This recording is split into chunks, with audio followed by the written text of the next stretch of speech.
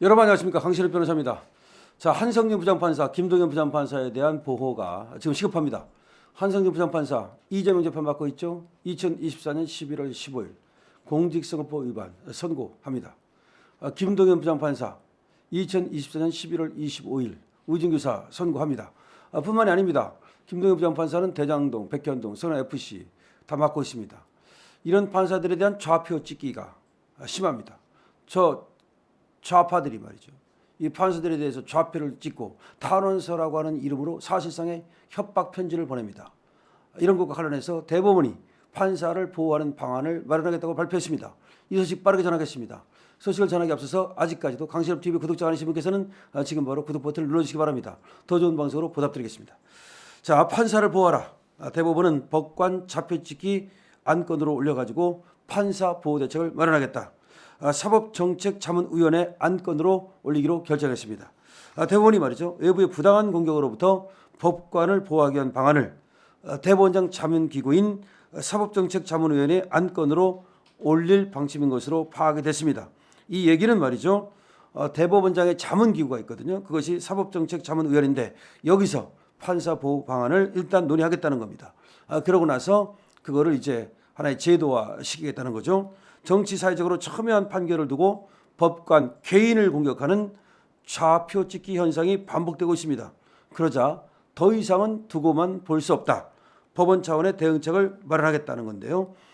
지금 일간지에 보도가 된 것에 따르면 대법원 법원행정처는 법관에 대한 대외적 부담 요인 분석과 법관 보호 방안에 대한 서울대 산학협력단의 최종 연구 결과 등을 내년 5월 사법정책자문위원회 안건으로 올린다는 방침을 세웠습니다. 그러니까 대법원의 법원행정처가 있죠. 행정부는 거기에서 어떻게 하면 법관에 대한 좌표찍기를 막을 수 있는가? 어떻게 하면 법관에 대한 대외적 어떤 그 영향력 이거를 막을 수 있는가? 여러 가지가 있어요. 법관에 대해서 말이죠, 협박하고 해유하고 돈으로 매수하고 그다음에 인맥을 동원해서 법관에다 영향을 끼치려고 하고 이거 다 말하는 겁니다. 그러니까 법관에 대한 대외적 부담, 그다음에 법관 보호 방안 이거를 이제 서울대하고 함께 연구를 하겠다는 거죠.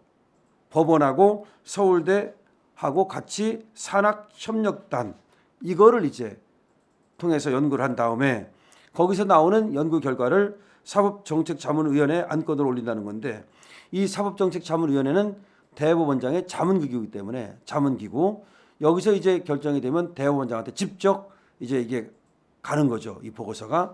그러면 대법원장이 그것을 갖다가 바로 이제 시행을 할 수가 있는 거죠. 법원 관계자는 말이죠, 돈 없는 공격을 더 이상 지켜볼 수만은 없다. 부당한 공격으로부터 법관을 보호하지 않는다면 누가 형사재판을 맡으려고 하겠는가? 그렇죠. 형사재판을 안 하려고 그러죠. 민사재판 같은 거 하려고 그러고 행정재판 같은 것만 하려고 그러고, 그다음에 사법의 정치화 현상. 그러니까 이 사법부가 정치판이 돼버린다는 거죠. 이런 현상이 생길 수 있기 때문에 사법의 독립성을 위해서도 법관을 보호해야 할 필요성이 있다는 겁니다.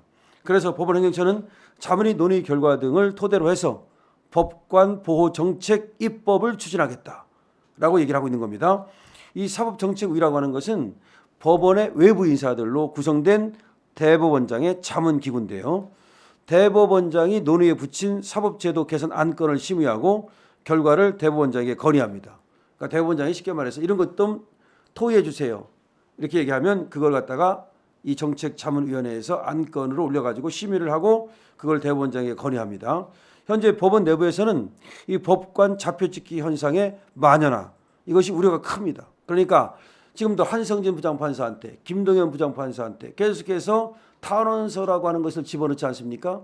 지금 민주당에서도 집어넣고, 그 다음에 심지어 이재명 피고인 본인이 또 이 의정교사 재판에다가 또 집어넣었죠. 뿐만 아니라 수많은 이 민주당 지지자들, 개딸들, 제명인의 마을, 하여튼 등등등등 해서 계속해서 여기다가 탄원서를 집어넣고 있거든요. 심지어 탄원서를 집어넣으라고 저번에 주소까지 딱 찍어가지고 말이죠, 포스터까지 만들어가지고 민주당에서 뿌리지 않았습니까? 뿐만 아니라 거기 전화번호까지 딱 박아서 뿌리지 않았습니까?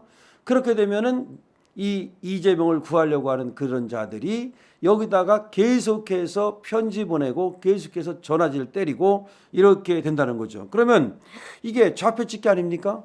그러면은 그 판사들이 얼마나 잘못한 부담을 느끼겠습니까? 일상이 사실상 거의 불가능할 거예요. 아무도 안 만날 거예요. 그건 뭐 맞는 말이긴 한데 11월 15일 선고 며칠 안 남았습니다. 11월 25일 선고 며칠 안 남았습니다. 이 선고 결과가 어떻게 나오냐에 따라서 그야말로 엄청난 이 어떤 후폭풍이 불 수도 있습니다. 그렇기 때문에 이 판사들은 지금 그 누구도 만나지 않고 판결문은 완성을 해놓고 나서 지금 하루하루를 보내고 있을 텐데요. 혹시라도 말이죠. 이 판결이 떨어지고 나서 저 좌파들이 말이죠.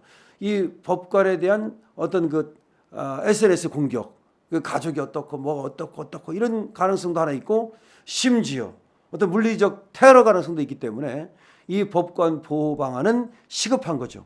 사실 내년까지 갈 필요도 없습니다. 일단은 정책적으로 제도화시키는 것은 내년에 한다 하더라도 일단은 김동연 부장판사, 한성현 부장판사, 이런 한성진 부장판사 이런 사람들을 보호하는 대책은 지금 바로 세워야 됩니다. 예를 들어서 그분들이 출퇴근할 때 이 법원 경위 있거든요. 이 법원 경위가 그 에스코트를 한다든지 아니면 경찰들이 일정한 기간 동안 에스코트를 하거나 내지는 신변 이 보호를 해주는 이런 것도 필요할 수가 있습니다. 자, 그런 얘기입니다. 자, 그래서 이렇게 판결을 내린 법관에 대해서 공격이 이어지자 조희대 대법원장이 직접 말이죠. 직접 법관 잡혀찍기 현상에 대한 대책 마련 방안을 이 자문위의 안건으로 올린 겁니다. 그러니까 대법원장이 이것이 심각하다는 것을 알고서 직접 이 대법원장 자문기구에다 이거를 안건으로 올려서 심의해달라 그렇게 얘기를 한 겁니다. 그렇게 되면 이제 그것이 서울대하고 법원하고 같이 또 산학협력단을 통해서 어떻게 하면 법관을 보호할 것인가, 어떻게 하는 것이 더 나은 대책인가 이런 것들을 연구하게 된다는 겁니다. 이번 연구는 말이죠. 법원행정처가 지난 6월 11일 긴급 발주한 연구 용역입니다. 왜 이게 특히 긴급 발주가 됐냐면은 지난 6월 8일 날 말이죠. 이면택 대한의사협회장이 페이스북에다가 업무상 과실치상 혐의로 기소된 의사에게 유죄를 선고한 판사의 실명과 사진을 공개하면서 원색적으로 비판을 했습니다. 무슨 말이냐면 의사가 업무상 과실치상죄로 기소가 됐어요. 그러면 판사가 당연히 때릴 수 있는 거 아닙니까? 그래가지고 유죄를 때렸더니 그 판사의 실명과 사진을 갖다가 이면택 이놈이 공개를 해버린 거야. 이면택 이것도 웃겨야죠 이거. 의사협회장에서 지금 탄핵당할 위기에 있는데 아주 그 막무가내 그런 스타일인데 말이죠. 그래서 그 판사를 갖다가 마치 SNS 공격을 가하려고 하는 그런 짓거리를 했다가 지금 이자도 이거 지금 여기에 이제 걸려 있는데요. 자, 그래서 특히 15일, 25일 이재명 더불어민주당 1심 선고가 대표에 대한 1심 선고가 있지 않습니까? 그래서 이 사법부에 대한 정치권의 압박이 더 거세질 것으로 지금 위기감이 고조되고 있는 상황에서 지금 이런 어떤 연구 용역은 지금 필요한 것이다. 이런 얘기죠. 법원행정처는 말이죠. 어떤 특정 사건을 염두에 두고 한 것만은 아니다라는 입장을 펴고 있습니다만은 어쨌든 그 정치권의 사법부에 대한 비난, 그다음에 언론에 의한 비난, 온라인에서 법관의 신상을 공개하는 거, 하여튼 등등의 여러 가지 형태에 대해서 대응책을 마련하겠다는 것이고요. 외국 사례나 입법 내도 연구를 해서 더 좋은 방안을 마련하겠다는 겁니다. 법관 개인의 경험을 수집하고 법관 입장에서 실질적으로 필요한 보호 장치가 무엇인지를 확인하기 위해서 국내 법관들에 대한 심층 인터뷰도 실시를 합니다. 그러니까 법관 자신이 다 아니까 어떻게 위협을 받았는지, 어떻게 또 이 지금 신변이 또 위험한 그런 상황인지 이런 것들을 직접 법관들한테 물어보겠다는 겁니다. 그렇게 해가지고서 연구는 11월 말 일단 중간 보고를 하고 최종 결과는 내년 1월 말에 나온다는 것입니다. 자, 어쨌든 간에 지금 법관에 대한 이 일부 몰직한 자들이 계속해서 공격을 하고 신상을 공개하고 신변에 대한 위협을 가하고 있습니다. 특히 11월 15일과 11월 25일 한성진 부장판사, 김동연 부장판사의 이재명 어떤 선고를 두고 또 뭐 수원의 신진호 부장판사라든지 다 마찬가지입니다. 지금 그 판사들에 대한 공격이 있을 가능성이 있는 이 시점에서 이 대법원의 이번 어떤 연구 이거는 시의적절하다라고 봅니다. 자, 판사를 보호하라. 자, 여러분들도 우리 이재명에 대해서 유죄를 때릴 것을 믿습니다만은 이 판사들 보호해야 됩니다. 강신업 TV입니다.